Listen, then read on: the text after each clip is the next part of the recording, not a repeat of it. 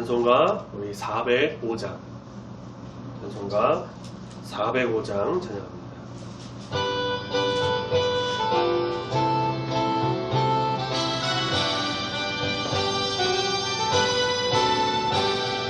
주의 친절한 아래 안으세 우리 마음이 평안하리니 항상 기쁘고 복이 되겠네 영원하신 아래 안으세 주의 아래 그 크신 팔에 안기세 주의 팔에 영원하신 팔에 안기세 날이 갈수록 주의 사랑이 두루 광명하게 비치고 천성하는 길 편히 가리니 영원하신 팔에 안기세 주의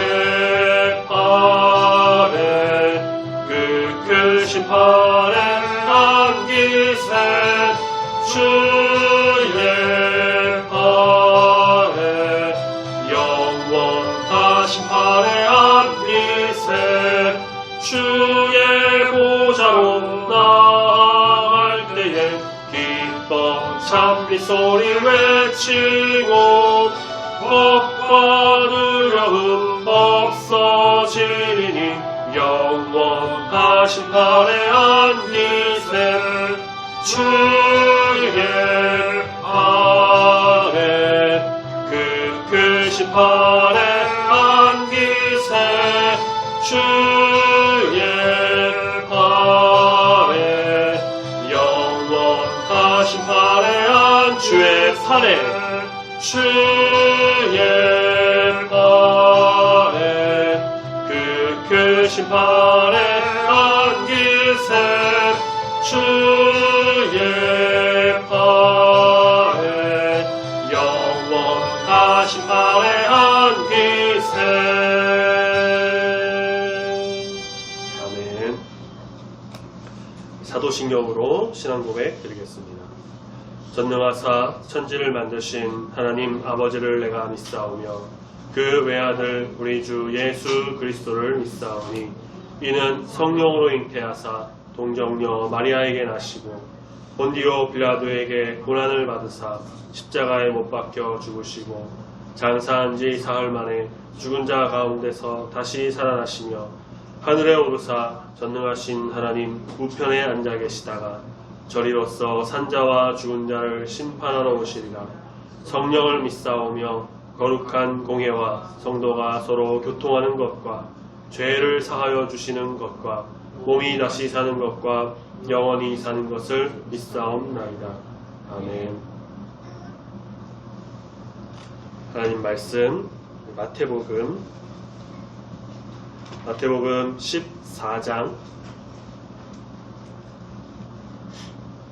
마태복음 14장 13절부터 21절까지의 말씀입니다. 신약성경 23페이지, 24페이지쯤에 있습니다. 마태복음 14장 13절부터 21절까지의 말씀 찾으셨으면 같이 한 목소리로 천천히 읽겠습니다. 시작. 예수께서 들으시고 배를 타고 떠나사 따로 빈들에 가시니 무리가 듣고 여러 고을로부터 걸어서 따라간지라. 예수께서 나오사 큰 무리를 보시고 불쌍히 여기사 그 중에 있는 병자를 고쳐주시니라. 저녁이 되매 제자들이 나와 이르되 이곳은 빈들이요 때도 이미 저물었으니 무리를 보내어 마을에 들어가 먹을 것을 사 먹게 하소서. 예수께서 이르시되 갈 것 없다 너희가 먹을 것을 주라. 제자들이 이르되 여기 우리에게 있는 것은 떡 5개와 물고기 2마리 뿐이니이다. 이르시되 그것을 내게 가져오라 하시고 무리를 명하여 잔디 위에 앉히시고 떡 5개와 물고기 2마리를 가지사 하늘을 우러러 축사하시고 떡을 떼어 제자들에게 주시매 제자들이 무리에게 주니 다 배불리 먹고 남은 조각을 12바구니에 차게 거두었으며 먹은 사람은 여자와 어린이 외에 5,000명이나 되었더라. 아멘. 우리가 지난 14장 앞부분 말씀에서 이제 세례 요한이 헤롯에 의해서 이제 목베임 당해서 죽게 되었고, 이제 그 소식을 들은 예수님께서는 배를 타고 빈들로 자리를 옮기십니다. 마태는 다른 복음서들과 좀 다르게 이제 바로 이어서 보게 될 그 오병이어 사건을 연결지어서 어떤 서사적인 목적을 좀 기대하게 해주는데요. 이것은 즉 예수님은 세례 요한의 비보에 새로운 사역을 통해서 응답하고 계신 것처럼 묘사하는 그런 거죠. 그래서 학자들은 잔치라는 주제로 두 서사, 이제 앞선 세례 요한의 죽음, 오병이어, 그것을 이제 잔치라는 단어로 좀 연결을 해보려고 했다 합니다. 그래서 왕실에서 펼쳐진 그 사치스럽고 좀 폭력적인 잔치와 광야 빈들에서 벌어진 초라해 보이기도 하지만 그 왕실보다 먹을 것이 부족해 보이지만 영광스러운 생명의 잔치, 이렇게 대조가 되는 것이죠.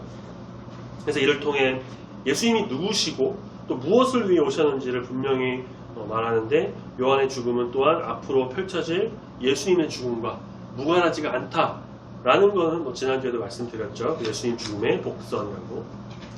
예수님은 이제 가버나움에서 배를 타고 빈들로 가십니다. 헤롯은 예수님을 요한의 환생이라고 생각을 했고, 그에 따른 위협이 좀 예상된다는 걸 고려하면 예수님의 이동은 어쩌면 좀 피신의 성격도 있다고도 할 수 있지만, 그렇다고 예수님이 막 두려워서 도망가는 그런 것이 아니고요. 사역을 위해서 이동하신 겁니다. 13절 보니까 떠나사란 단어가 나오죠. 이것은 이제 헤롯의 통치 지역을 떠나서 거기서 그의 손에 닿지 않는 곳으로 이동해서 이렇게 가셨다는 걸 의미하는데요. 예수님이 그렇게 여러 곳을 다니시면서 그런 동안에 이제 무리들이 따라 나오죠. 몇몇 사람이 아니라 14절에 보니까 큰 무리, 정말 많은 사람들이 찾아왔고, 예수님은 분명 이제 그 사람들에게 둘러싸이거나 아니면 이렇게 광장에 딱 모이는, 쫙 펼쳐져 앉은 것처럼 그렇게 예수님의 음성을 듣거나 말씀을 듣거나 또 저마다 절실한 피로를 또 안고 왔던 것이 있었죠. 그것은 이제 뒤에 보시면 나오지만 예수님 불쌍히 여기사 그 중에 병자를 고쳐주셨다는 것처럼 병이 있는 자들이 왔습니다. 그들은 예수님의 그 손길이 필요했습니다. 예수님이 필요한 사람들이었죠. 그래서 불쌍히 여기시고 병자를 고쳐주시고 고통당한 자들을 치유해 주시는, 자기 백성을 돌보시는 이 긍휼을 아주 잘 보여주신 그런 모습이죠. 그래서 빈들의 예수님과 물이 그렇게 또 이어질 어떤 놀라운 기적, 그런 세팅이 13, 14절 두 절에서 그 세팅이 쫙 마련이 됩니다. 이제 본격적으로 정말 그 놀라운 기적, 우리가 너무나 잘 아는 유명한 사건이죠. 보리떡 5개와 물고기 2마리로 5,000명을 먹였다는 그 오병이어라는 사건. 사복음서에 보면은 특별하게 다루는 내용들이 각자가 있어요. 복음서마다 자기 그 복음서에만 있는 내용이 있고, 이 다른 복음서에는 없고, 마태에는 있는데 누가에는 또 없고, 마가에는 있는데 요한에는 없고, 그런 말씀들이 좀 있는데,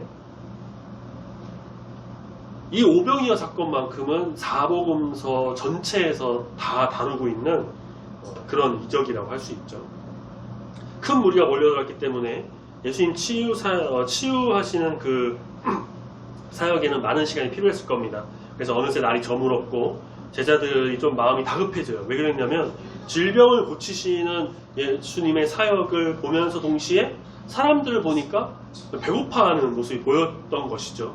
그래서 예수님께 말해요. 날도 저물었고 사람들이 배고파하는 것 같으니까 그냥 돌려보내서, 마을로 돌려보내서 각자가 먹을 것을 먹고 배고픔을 그렇게 해결하게 하시라고 요청합니다. 어쩌면 제자들도 힘들고 배고팠는지 모르죠. 근데 제자들은 아마 그걸 몰랐을 거예요. 이 사람들은 사실 하루 벌어 하루 먹는 사람들로 그렇게 또 먹으러 가는 것이 없는 사람들도 있었을 수도 있다는 것이죠. 어쨌든 그리고 그들의 눈에 들어온 엄청난 물이 그 저녁을 해결할 수 있는 능력이 제자들 자신들에게는 없다라는 그 어떤 현실적인 문제도 있었습니다. 제자들은 어떻게 자기들이 먹일 수 있는 그런 돈도 없었어요. 그래서 그들이 내놓은 답은 우리를 해산시키는 거였어요. 각자 돌아가서 각자 알아서 해결하자. 마을로 돌려보내자. 날이 저문 시각 우리를 돌려보내서 각자 끼니를 먹게 하자는 이 제자들의 의견은 논리적으로 보면 타당합니다. 굉장히 현실적으로 잘 대처하는 거일 수도 있어요. 그런데 그 이면에는 뭐가 있을까요? 우리에게는 저들의 끼니를 해결할 능력도 없고 책임도 없다. 우리가 굳이 그 사람들 먹을 걸 줄 이유가 어디 있느냐, 이런 마음도 짙게 깔려 있었다는 것이죠. 자기들이 무리를 불러 모아서 예수님께 데려온 것도 아니고 알아서 예수님 찾아왔고, 또 병고침을 받아서 치유를 얻은 그 사람들은 이미 그 병고침이라고 하는 자기들이 얻을 걸 얻었으니까, 우리가 뭐 빈손으로 돌려보내는 것도 아니고 이미 얻었으니까 밥 정도는, 전 식사 정도는 자기들이 알아서 해야지. 이런 제자들의 모습을 보고 뭐 믿음이 어떻다 뭐 그렇게 평할 필요는 없어요. 왜냐하면 아직 그들도 이제 배우는 과정이었기 때문에 잘 몰랐던 거죠. 그들은 마주한 위기 앞에 가장 현실적인 대안을 말했을 뿐입니다. 이 제자들의 요청에 예수님의 반응은 어때요? 제자들에게는 충격적인 말씀이었죠. 16절에 갈 것 없다. 너희가 먹을 걸 줘라. 우리를 돌려보낼 필요가 없다는 겁니다.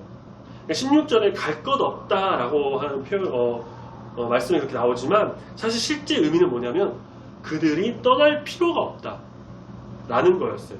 저녁 끼니를 위해 지금 당장 그들이 떠나야 한다라는 그 제자들의 생각과는 다르게 그럴 필요가 없다라고 하신 거예요. 그럼 이 선언은 그럼 무리의 저녁까지 예수님이 책임지시는 건가? 라고 생각할 수 있는데, 곧바로 그 다음에 뭐라고 합니까? 제자들에게 더 충격적인 말씀, 너희가 먹을 걸 줘라. 제자들의 논리적인 현실 파악은 이미 끝난 상태였어요. 뭐냐? 사람들이 각자 집으로 돌아가서 먹는 것, 각자 알아서 끼니를 해결하는 것. 그런데 그것과는 정면으로 반대되는 논리를 예수님이 꺼내십니다. 그것도 예수님이 하신다는 게 아니라 갈 필요가 없는데 너희가 먹을 걸 주라. 이미 단념해버린 제자들 안에서 해결할 답이 있다라는 걸 말씀하신 거였어요.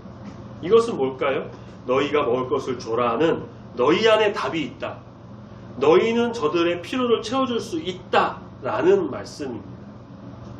치유사역으로 사람들의 필요를 채워주신 예수님께서 이제 또 다른 필요를 채워주시는 그 사역에 제자들을 초청하신 거예요. 제자들이 병 고치지 않았잖아요. 그건 예수님께서 필요를 채워주신 것이고, 이 이제 오병이어 먹을 것을 주는 것, 이 사건의 이 일에서는 제자들을 불러서 함께 그 필요를 채워주는 그 일에 초청하신 건데, 예수님의 의도를 제대로 깨닫지 못한 이 놀란 제자들은 반응이 어때요?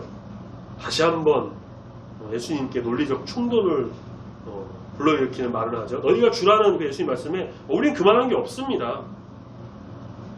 현실적인 반응, 타당한 논리와 함께 명백한 증거도 있어요. 그게 뭘까요? 제자들 가진 것 오병이어 떡 5개와 물고기 2마리 뿐입니다. 이것도 사실은 다른 복음서 말씀 보면은 자기들 거에 아니라 한 소녀의 것을 가져온 거였어요. 물고기, 큰 물고기 아니에요. 알려지기로는 멸치나 그런 작은 간식 정도로 먹을 수 있는 작은 물고기였다고 해요.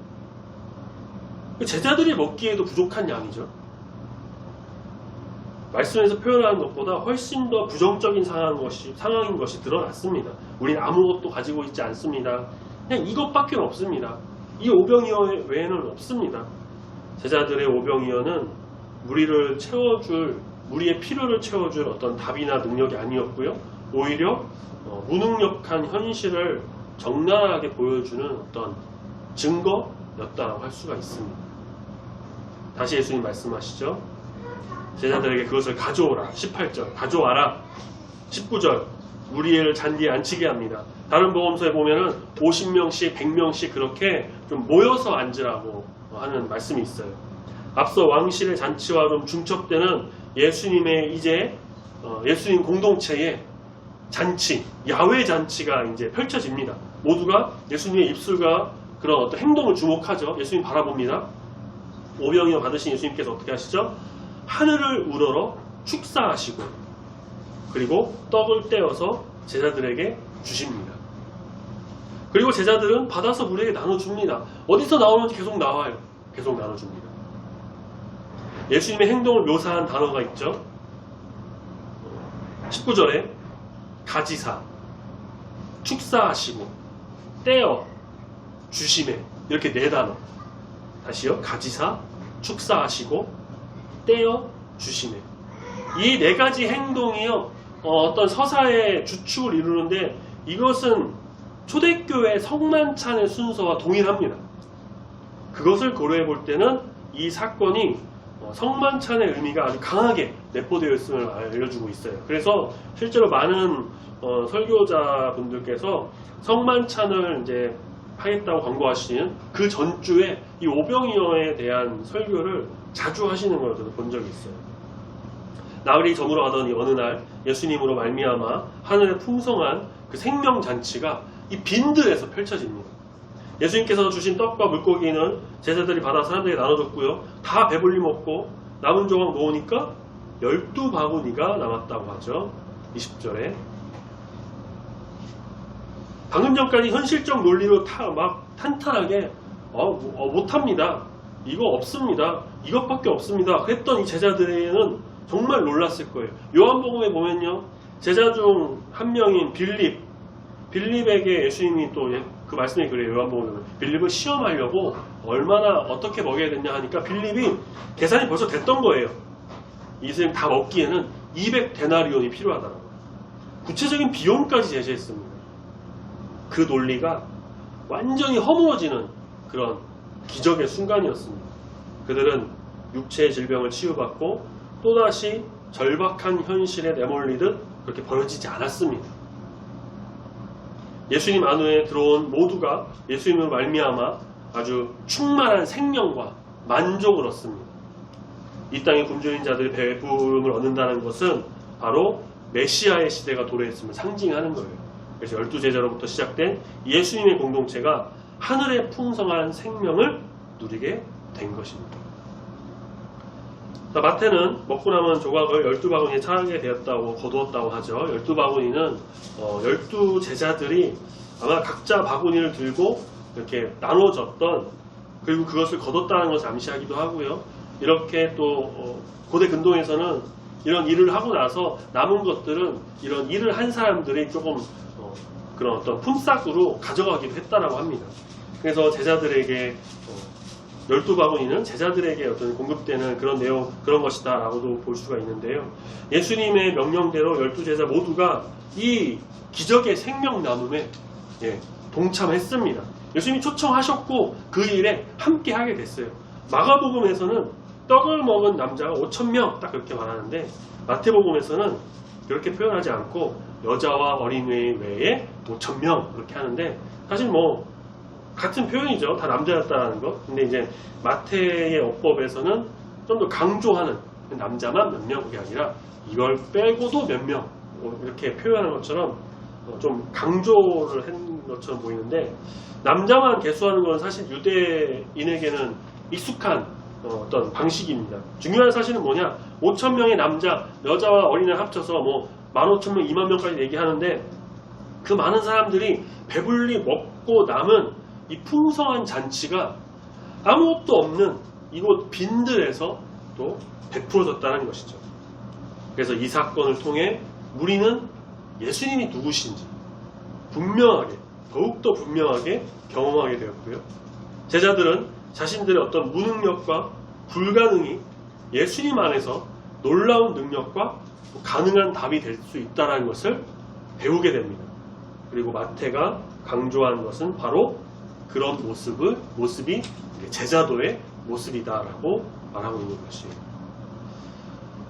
모세를 통해서 광야에서 만나를 먹었던 이스라엘 백성들처럼 예수님을 따라온 많은 사람은 예수님으로부터 오병이어를 공급받아서 배불리 먹고도 12바구니가 남는 기적을 경험했습니다.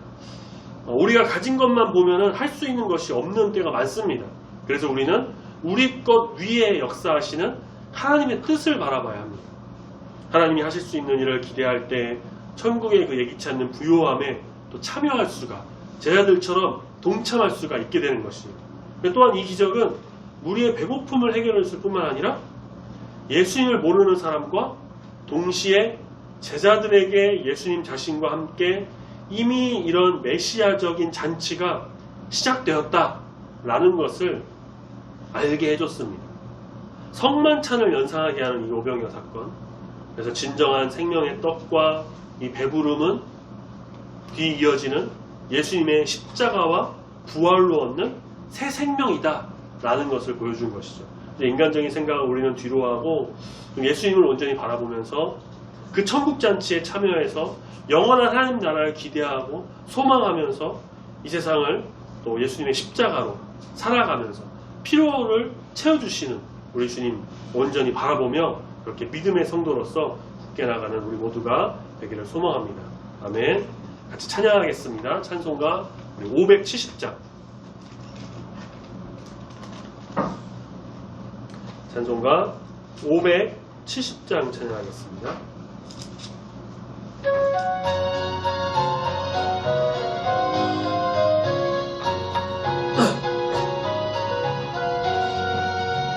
주는 나를 기르시는 목자요 나는 주님의 귀한 어린 양 푸른 꿀밤 맑은 시냇물가로 나를 늘 인도하여 주신다.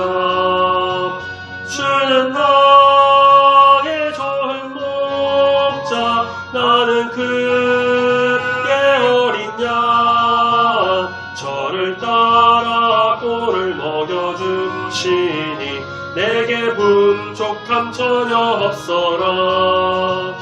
예쁜 새들 노래하는 아침과 노을 비비는 고운 황혼에 사랑하는 나의 목자 음성이 나를 언제나 불러주신다. 주는 나의 좋은 목자 나는 그의 어린 양 저를 따라 꼴을 먹여주시니 내게 부족함 전혀 없어라. 못된 짐승 나를 해치 못하고 거친 비바람 삼지 못하리. 나의 주님 강한 손을 펼치사 나를 주야로 지켜주신다. 주는 나의 좋은 목자 나는 그의 어린 양 저를 따라 꼴을 먹여주시니 내게 부족함 전혀 없어라.